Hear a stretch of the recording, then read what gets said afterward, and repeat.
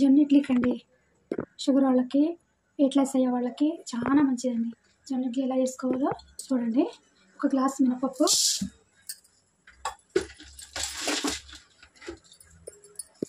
ఒక గ్లాస్ మినపప్పుకి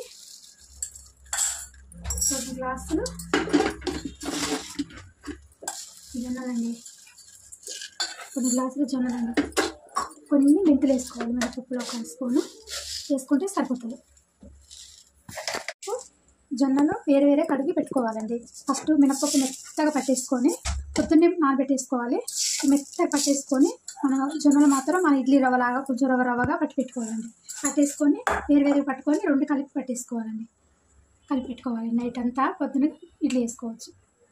నమస్తే అండి, గుడ్ మార్నింగ్. నిన్న మనము రాత్రి పిండి రుబ్బి పెట్టుకున్నాం కదండి. జొన్నలు మినపప్పు కొంచెం మరమరాలు వేసి కలిపి పెట్టుకున్నాం కదండి పిండి. ఇదిగోండి చూడండి పిండి ఎంత మంచిగా పులిసిందో.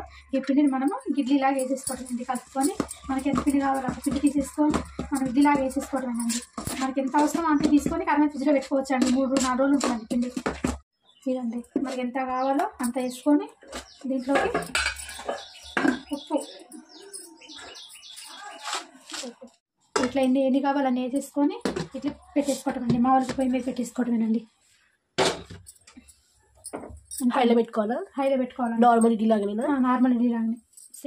ఈ రెసిపీని మీరు కూడా ఇంట్లో ట్రై చేసి మాకు కమెంట్ బాక్స్లో తెలియచేయండి. Please do like, share and subscribe and don't forget to comment.